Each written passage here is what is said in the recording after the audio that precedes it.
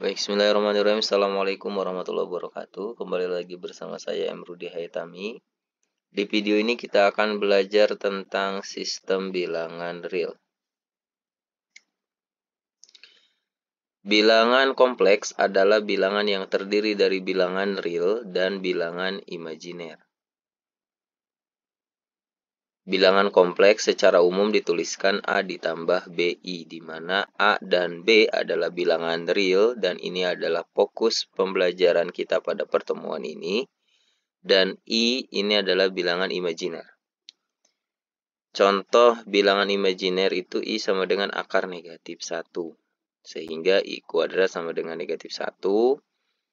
Atau misalkan akar di dalamnya ada negatif, itu berarti bilangan imajiner. Contoh akar negatif 9. Ini kan bisa diubah menjadi akar 9 dikali akar negatif 1. Akar 9-nya 3, akar negatif 1-nya I. Nah, bisa juga misalkan akar negatif 2. Berarti ini kan bisa kita ubah menjadi akar 2 dikali akar negatif 1. Berarti akar 2I. Nah, ini 3 dan akar 2 ini masuk ke dalam bilangan real. Dan I-nya yang disebut dengan bilangan imajiner. Nah, sehingga apabila ada akar negatif berarti itu adalah bilangan imajiner. Nah, sekarang kita lanjut ke bilangan real. Itu apa? Nah, bilangan real itu terdiri dari bilangan rasional dan bilangan irasional. Bilangan rasional adalah bilangan yang dapat dinyatakan dalam bentuk A per B, di mana A dan B merupakan bilangan bulat dan B tidak sama dengan 0. Nah, karena kita membahas dari umum, nah, di sini teman-teman dianggap paham terkait bilangan bulat. Jadi, A di sini bilangan bulat dan B-nya bilangan bulat juga tetapi tidak boleh 0. Contoh 1 per 2. 1 per 2 ini kan pecahan. A per B. Nah, ini berarti masuk ke dalam bilangan rasional. Sehingga pecahan itu masuk ke dalam bilangan rasional. Angka 5. 5 ini bisa kita ubah menjadi A per B. Bisa diubah menjadi 10 per 2, 20 per 4, dan yang lain-lain. Ya, sehingga 5 masuk ke dalam bilangan rasional. 0 juga sama, karena bisa kita buat jadi 0 per 7, 0 per 10, 0 per berapa, hasilnya pasti 0, dan ini masuk ke dalam bilangan rasional. Negatif 3 sama, bisa diubah jadi negatif 27 per 9, dan lain-lain. Nah, yang harus diingat, di sini disebutkan bahwa B tidak boleh sama dengan 0, di mana B ini adalah penyebut. Jadi, harus diingat, jangan membagi dengan 0. Kenapa? Karena 8 dibagi 0 tidak terdefinisi. Coba teman-teman pahami bahwa 10 dibagi 2 sama dengan 5. Artinya 2 dikalikan dengan 5 harus jadi 10. Nah, di dalam soal ini 8 dibagi 0 sama dengan berapa yang dikalikan dengan 0 hasilnya 8. Itu tidak ada. Sehingga jawabannya tidak terdefinisi. Nah, kalau ada bentuk 0 per 0, ini hasilnya tak tentu. Kenapa? Karena 0 dikali 5, 0 dikali 10, 0 dikali sejuta, 0 dikali negatif 7, hasilnya 0. Sehingga di sini jawabannya tak tentu. Nah, jelas ini di atas dibagi dengan 0, yang bawah juga dibagi 0, makanya ingat jangan membagi dengan 0. Ya. Adapun misalkan ditanyakan 8 dibagi 0, jawabannya tidak terdefinisi. 0 dibagi 0, jawabannya tak tentu. Kita lanjut ke bilangan irasional. Nah, bilangan irasional tentu kebalikan dari rasional. Kalau rasional tadi bisa dibentuk dalam A per B. Sedangkan irasional tidak dapat dinyatakan dalam bentuk A per B. Secara umum bilangan irasional merupakan bilangan di bawah tanda akar yang apabila dihitung akarnya menghasilkan suatu bilangan yang desimalnya tidak berulang-ulang dan tidak pernah berhenti. Karena kalau desimalnya berulang-ulang dia masuk ke dalam bilangan rasional. Kalau berulang-ulang bisa dijadikan A per B, ya. Sehingga bilangan irasional itu kebalikannya tadi kan tidak dapat dinyatakan dalam bentuk A per B. Contohnya apa? Akar 2.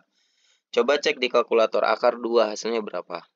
Ya, ini bilangannya dia tidak berulang dan tidak berhenti. Termasuk akar 3. Pokoknya akar yang di dalam isinya tuh bilangan prima itu sudah bisa dipastikan merupakan bilangan irasional. Nah, di sini kan akar 2, akar 3, akar 4 kenapa nggak masuk? Karena akar 4 itu 2. Kalau 2 ya bisa diubah jadi 4/2 gitu kan, 8/4 dan seterusnya. Sehingga akar 4 itu masuk ke dalam bilangan rasional. Nah, kemudian juga ada bilangan V. Ini pasti sudah terbiasa ya dengan bilangan ini. Nah, tetapi yang harus kita pahami bahwa V ini masuk ke dalam bilangan irasional walaupun ada angka V sama dengan 22/7. Itu kan berarti A per B ya. Nah, itu bukan nilai asli V, tapi nilai yang mendekati V. Sehingga V ini tetap masuk ke dalam bilangan irasional. Ya, kalau didesimalkan 3,14 dan seterusnya. Itu nggak selesai-selesai. Coba cari di Google bilangan pi gitu ya. Termasuk bilangan E. Bilangan E juga sama masuk ke dalam bilangan irasional. Baik, kita lanjutkan kembali ke bilangan rasional. Nah, tadi bilangan rasional itu kan bisa dibentuk dalam A per B, sehingga bilangan rasional ini dibagi menjadi dua. Ada bilangan pecahan, contohnya ini 1/2, masuk ke dalam sini. Nah, ada yang dimaksud dengan bilangan bulat. Nah, tadi kan di sini sudah disebutkan merupakan bilangan bulat nih, A dan B-nya. Lalu bilangan bulat itu apa? Bilangan bulat itu bisa dikategorikan menjadi dua, yaitu bilangan bulat negatif dan bilangan cacah. Bilangan cacah ini contohnya 0, 1, 2, 3, dan seterusnya. Bilangan negatif ya tentu negatif 1, negatif 2, negatif 3, dan seterusnya. Nah, kemudian bilangan cacah kita bagi jadi dua, bilangan bulat positif atau bilangan asli. Ini sama aja ya, jadi kalau ditanya bilangan bulat positif, bilangan asli itu nilainya sama, yaitu 1, 2, 3, dan seterusnya. Dan 0. Nah, kalau 0 tersendiri, jadi bilangan cacah itu ada bilangan bulat positif, bilangan atau bilangan asli ya, ditambah dengan bilangan 0. Jadi sekali lagi, kalau bilangan asli, ya 1, 2, 3, dan seterusnya. Termasuk bilangan bulat positif ini sama nih. Ya, kalau kita lihat kembali ke sini, ini bilangan bulat negatif, ini bilangan cacahnya 0 dan bilangan bulat positif. Jadi bilangan bulat juga bisa didefinisikan sebagai bilangan yang terdiri dari bilangan bulat positif, yaitu 1, 2, 3 tadi, kemudian 0 dan bilangan bulat negatif. Jadi bisa didefinisikan seperti ini. Bisa juga didefinisikan begini. Bilangan bulat adalah bilangan yang terdiri dari bilangan bulat negatif dan bilangan cacah. Oke. Nah, berikutnya kita fokus ke bilangan bulat positif. Nah, bilangan bulat positif ini dibagi lagi menjadi bilangan prima dan bilangan komposit. Bilangan prima itu apa? Bilangan prima itu bilangan yang hanya memiliki dua faktor, yaitu angka 1 dan dirinya sendiri. Maka bilangan prima mulainya dari angka 2. Karena angka 2 hanya memiliki dua faktor, yaitu 1 dan 2. Juga 3. 3 juga hanya memiliki dua faktor, yaitu 1 dan 3. 5, yaitu 1 dan 5. Lalu 1 masuk nggak ke dalam bilangan prima? Tidak, karena angka 1 itu hanya memiliki satu faktor. Sedangkan bilangan prima itu harus memiliki dua faktor. Ya, ini contohnya. 2, 3, 5, 7, 11, 13, dan seterusnya. Ya. Nah, di sini kita lihat 7, 9. 9 tidak masuk ke dalam bilangan prima. Kenapa? Karena 9 itu memiliki 3 faktor. 1, 3, dan 9. Sehingga dia tidak masuk ke dalam bilangan prima. Lalu bilangan komposit apa? Nah, bilangan komposit ini justru bilangan yang memiliki faktor lebih dari 2. Ya. Misalkan di sini kan ada 2, 3, 4 nih, nggak ada di sini. 4 berarti masuk ke dalam bilangan komposit. Nah, apakah dia faktornya lebih dari 2? Ya tentu saja. Kan bisa 1, kemudian 2, dan 4. Ya. Kalau teman-teman sudah memahami bilangan prima, pokoknya yang selain bilangan prima berarti masuk ke dalam bilangan komposit. Nah, bilangan komposit mulainya dari 4 ya. 4, 6, 8, 9, 10, 12, dan seterusnya. Gitu ya. Oke, itu perbedaan bilangan prima dan bilangan komposit. Nah, dari apa yang tadi sudah dipaparkan, coba kita ingat review kembali, bilangan kompleks itu tadi terdiri dari bilangan imajiner dan bilangan real. Kemudian bilangan real dibagi menjadi bilangan irasional dan bilangan rasional. Kemudian bilangan rasional dibagi lagi menjadi bilangan pecahan dan bilangan bulat, di mana bilangan bulat ini ada bilangan bulat positif, ada atau bilangan asli ya, ini lambang-lambangnya yang ada di sini. Nah, ini sama aja, bilangan bulat positif dengan bilangan asli itu sama. Kemudian ada bilangan 0, ya, ini masuk ke dalam bilangan bulat. Kemudian bilangan cacah. Bilangan cacah ini gabungan dari 0 dan asli, ya. Jadi harus sudah bisa membedakan. Kemudian bilangan bulat negatif nih masuk ke dalam bilangan bulat juga. Nah, bilangan bulat nih ada juga tambahannya. Kadang ada yang disebut misalkan bilangan bulat tak negatif. Ya tak negatif ya berarti yang tadi itu masuknya bilangan cacah ya. Kemudian ada juga misalkan disebut bilangan bulat non negatif. Bisa tak negatif, bisa bilangan bulat non negatif. Kemudian bilangan bulat tak nol ya berarti kalau tak nol yang tadi positif dan negatif. Kemudian ada juga bilangan bulat non positif. Kalau non positif ya berarti bilangan 0, negatif 1, negatif 2, negatif 3 dan seterusnya. Oke, ini tambahan-tambahannya. Oke, kalau misalkan kita tuliskan dalam himpunan gitu ya. Ini bilangan asli, itu 1, 2, 3 dan seterusnya. Yang paling terbiasa lah harusnya kita ya, bilangan asli atau bilangan bulat positif. Kemudian setelah itu ada bilangan cacah, yaitu bilangan asli ditambah 0. Nih ada tambahannya 0. Kemudian bilangan bulat, kalau bilangan bulat ya tadi ada bilangan asli, ada 0 ditambah dengan bilangan bulat negatif. Ini masuk ke dalam bilangan bulat. Lalu kalau misalkan bilangan bulat ditambah dengan pecahan, yang murni pecahan atau pecahan campuran ya, atau pecahan desimal, maka jadi bilangan rasional. Kemudian bilangan rasional ditambah dengan bilangan irasional. Bilangan irasional itu tadi yang akar. Akar 2, akar 3, akar 5 ya, akar yang di dalamnya bilangan prima. Kemudian bilangan V, bilangan E ya kan, itu masuk ke dalam bilangan rasional. Nah, bilangan rasional ditambah dengan bilangan irasional itu akan menjadi bilangan real. Nah, ini yang menjadi pembahasan kita pada pertemuan hari ini.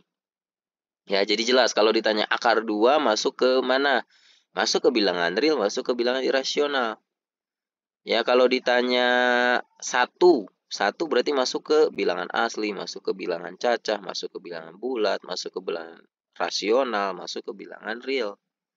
Gitu, paham ya? Oke, silakan diperdalam lagi. Kalau ada yang mau ditanyakan, boleh ditanyakan di kolom komentar. Berikutnya, kita akan mempelajari interval bilangan real. Cara menulisnya bisa menggunakan notasi himpunan, bisa menggunakan garis, dan bisa menggunakan pasangan. Ya, contoh, di sini ada nomor 1, A, 1, 2, 3, 4. Nah, kalau ditulis dalam bentuk notasi, bisa ditulis seperti ini. A sama dengan X di mana X lebih besar atau sama dengan 1 dan X kurang dari atau sama dengan 4 dan X anggota himpunan bilangan real gitu bacanya ya.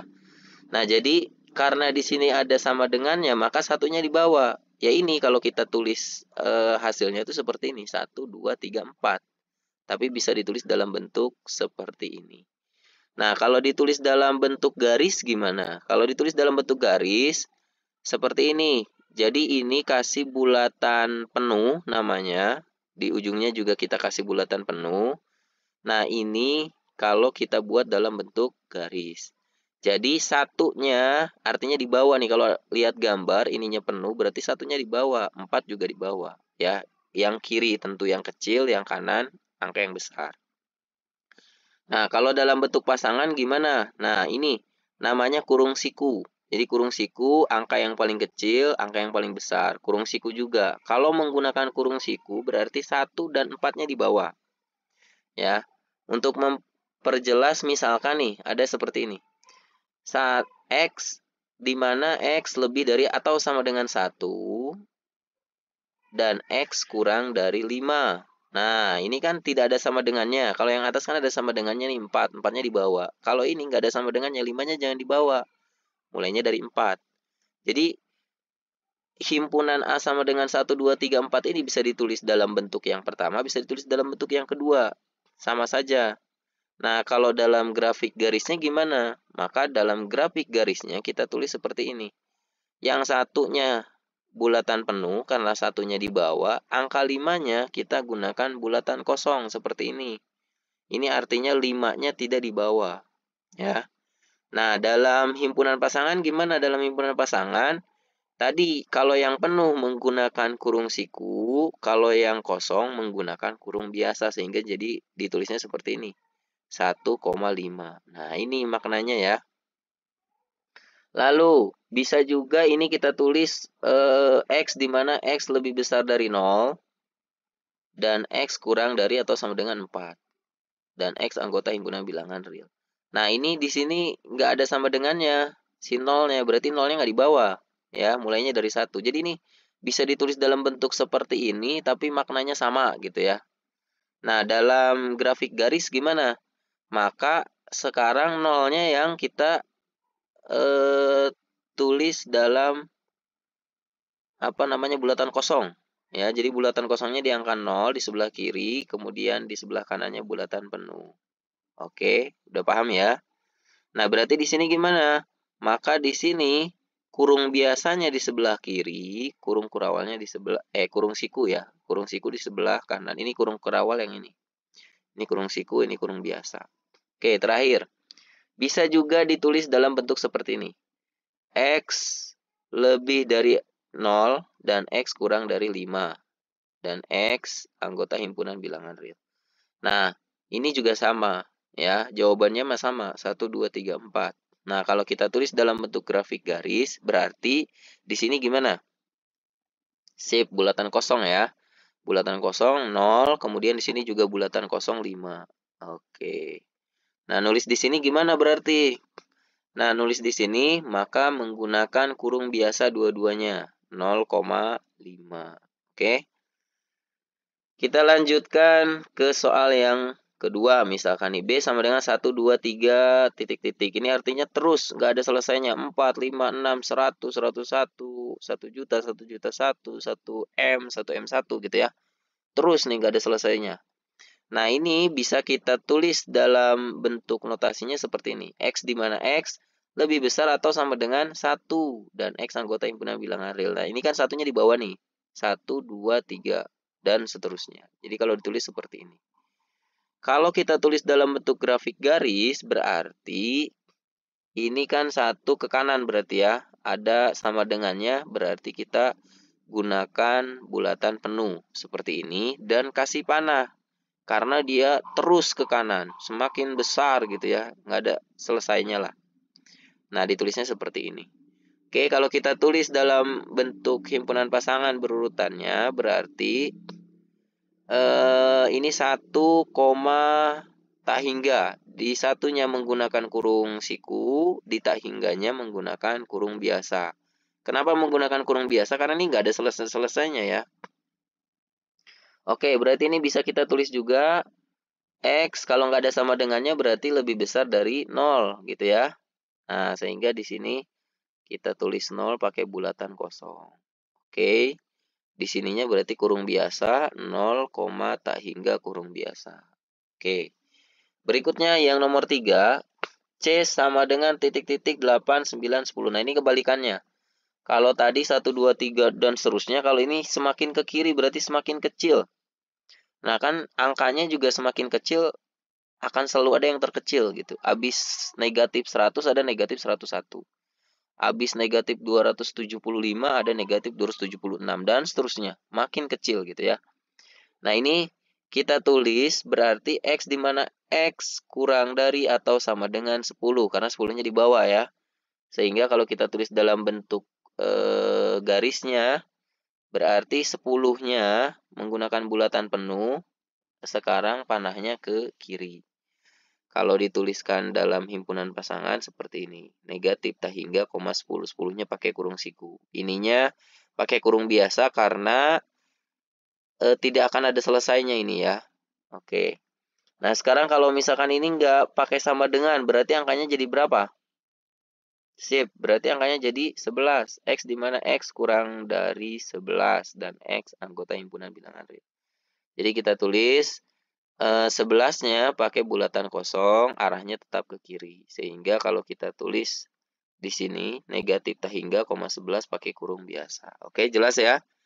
Satu lagi, misalkan begini. Tadi kan ke kiri terus makin kecil, ke kanan terus makin besar. Nah, sehingga kalau kita tulis seperti ini, negatif tak hingga, jadi X lebih besar dari negatif tak hingga, dan X kurang dari tak hingga.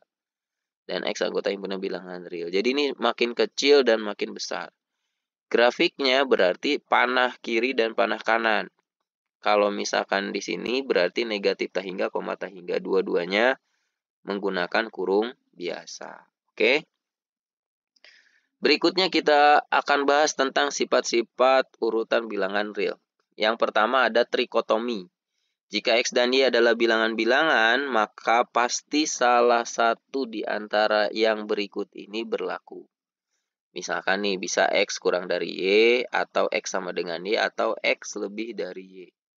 Jelas ini ya, misalkan nih ada angka 2 dan 5, ya udah pasti kan antara 3 ini. Yang mana nih yang pas? 2 kurang dari 5. Kalau ada angkanya 10 sama 1, berarti 10 lebih besar dari 1.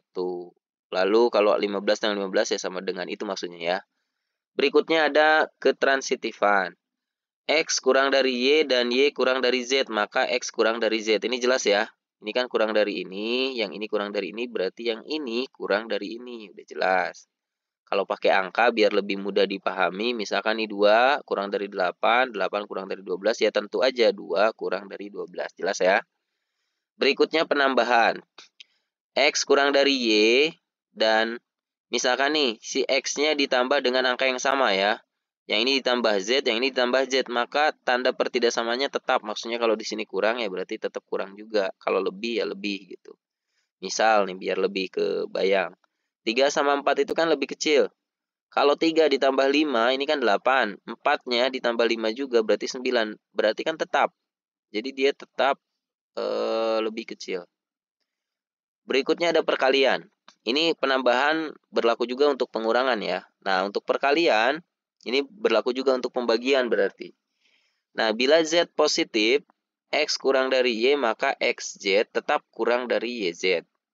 Sedangkan kalau negatif Z-nya, maka yang tadinya X kurang dari Y akan menjadi XZ lebih besar dari YZ. Maksudnya gimana? Nih, misalkan pakai angka nih, 6 dan 8. 6 dan 8 itu kan berarti kurang dari ya, 6 kurang dari 8. Kalau kita kalikan dengan bilangan positif, itu tetap kurang dari. Karena angkanya pasti yang 6 kali 2 dengan 8 kali 2 pasti tetap lebih besar 8 kali 2. 6 kali 2, 12. 8 kali 2, 16. Nah, dia tetap kurang dari. Selanjutnya, termasuk pembagian ya, tadi sudah disampaikan. Jadi 6 dengan 8 nih, 6 dibagi 2 kan 3, 8 bagi 2, 4. Sehingga tetap.